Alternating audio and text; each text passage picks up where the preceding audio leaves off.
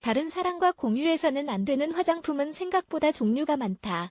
많은 사람이 친구 혹은 가족과 화장품을 공유하고 있을 것이다. 하지만 화장품 공유는 피부 문제나 염증에 대한 위험성을 높일 수 있다는 사실을 알아야 한다. 무해한 것처럼 보이고 항상 나쁘다고 말할 수는 없어 보이지만 다른 사람과 화장품을 함께 쓰면 화장품이 여러 염증이나 박테리아에 오염될 수 있다. 세균을 공유하면 전혀 좋을 것이 없다. 다른 사람과 같이 쓰면 안 되는 화장품 8가지와 이에 따른 위험성을 그래서 소개한다. 1. 마스카라로 속눈썹 뿌리를 칠할 때 눈꺼풀 안쪽이 닿을 때도 있다. 눈꺼풀 안에 마스카라가 닿다 보면 박테리아가 전염된다. 많은 경우 이 박테리아로 인해 결막염이 발생하기도 한다. 눈 감염을 피하고 싶다면 각자의 마스카라를 마련하여 따로 쓰자. 더 읽어보기. 자연적으로 결막염을 치료하기 위한 7가지 권장사항이 아이라이너 펜슬이나 리퀴드 아이라이너도 마스카라처럼 오염될 가능성이 높은 화장품이다. 아이라이너를 빌려간 친구의 눈에 바이러스가 있다면 나 역시 눈 감염으로 고생할 가능성이 아주 많이 커진다.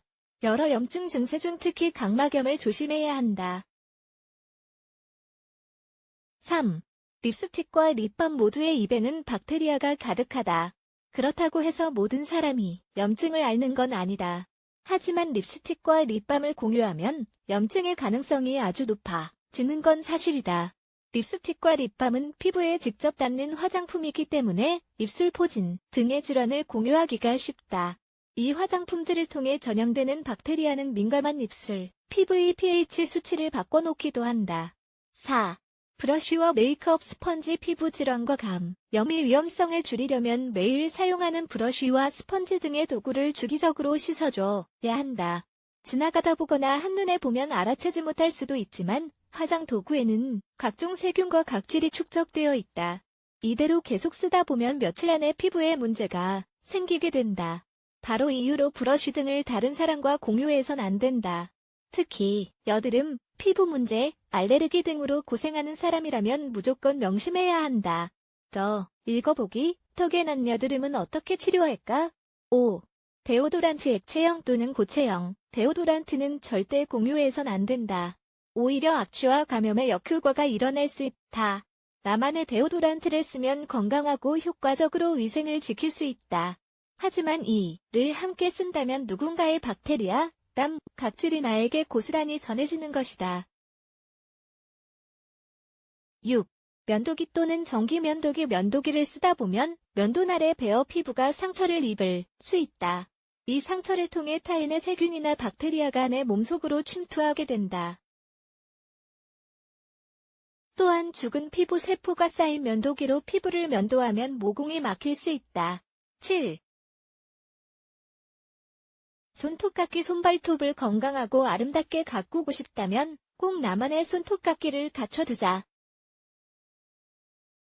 손톱깎이는 함께 써도 괜찮지 않냐고 생각할 수 있겠지만 사실 감염의 원인이 될 수 있다.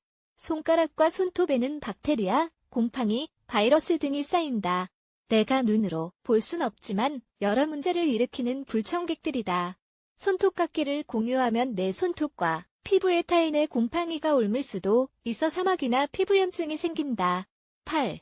통에 든 보디크림을 바르려 통에 손을 넣을 때마다 그 통에는 박테리아가 남는다. 특정 환경에서는 박테리아가 탕골하기까지 한다.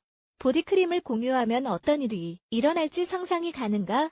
타인의 손에도 세균이 있다는 사실을 기억하자.